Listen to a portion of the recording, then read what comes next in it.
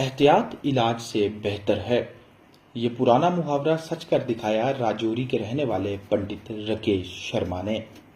पंडित राकेश शर्मा का घर राजौरी शहर के ही एक हिस्से में मौजूद है। वह राकेश और उनके वालिद पंडित किशोरी लाल शर्मा को ये डर सता रहा था कि कहीं सरहदी कशीदगी के बीच पाकिस्तान इनके इलाके पर भी बमबारी न कर दे।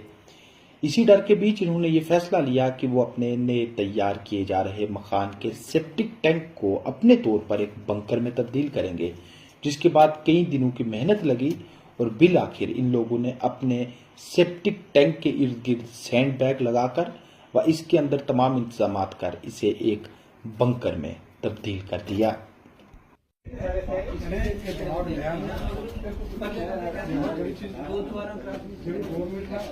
और फिर वही हुआ जिसका डर पंडित राकेश शर्मा को सता रहा था। 10 मई की सुबह अचानक शुरू हुई गोलाबारी के बीच पाकिस्तान की तरफ से फेंका गया एक बड़ा आर्टिलरी शेल पंडित राकेश शर्मा के घर के ठीक पीछे आकर गिरा और इसने इस पूरे इलाका में इस कदर तबाही मचाई कि कई दर्जन मकानात व दुकानें तबाह हुई और इनमें पंडित राकेश शर्मा का घर भी शामिल है, जो कि बुरी तरह से तबाह हो चुका है।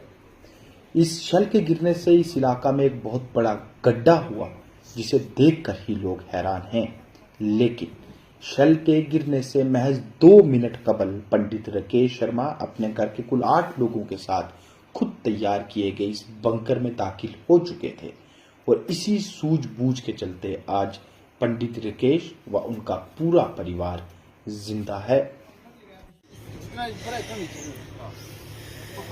और मिसाल भी कितनी थी मेरे थी ये बूटिया हरे से था, ये एक बूटा उखाड़ कर वो फेंका गद्दे गुद्दे डाले होते थे पहले से, इसके अंदर सब गद्दे लाइट फिटिंग पंखा एक मतलब हवा निकालने के लिए यहाँ इसने बहुत बड़ी चादर रखी थी, वो उड़ गई। बॉडी बहुत है यार, बॉडी बहुत बड़ी समझ की वैसे भी पूरा कवर था यहाँ से टकरा के वहाँ पड़ा इस लकड़ी के साथ लकड़ी खत्म। पहली रात जैसे ही गई तो उस दिन रात को 2 बार ड्रोन आए हमारे घर के पास। यहाँ से एक बार आए तो नीचे पर फौज ने किया उसको, एक तो ब्रेस्ट कर दिया ख़त्म उसको। उसके बाद दोबारा एक आया सर, तो यहाँ से होकर हमारे घर के ऊपर से घूम के आर्मी के इस लोकेशन से निकल गया बाहर।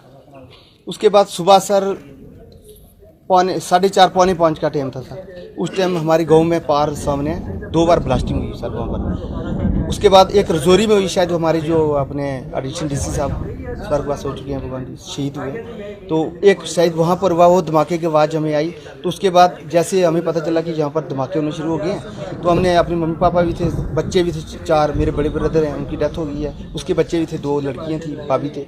उन सबको मैंने उठाया, बच्चों को तो उठाकर मैं सोए हुए बच्चों को इस खड्डे में हमने रख दिया नीचे, 10 फुट नीचे है उसकी गहराई है।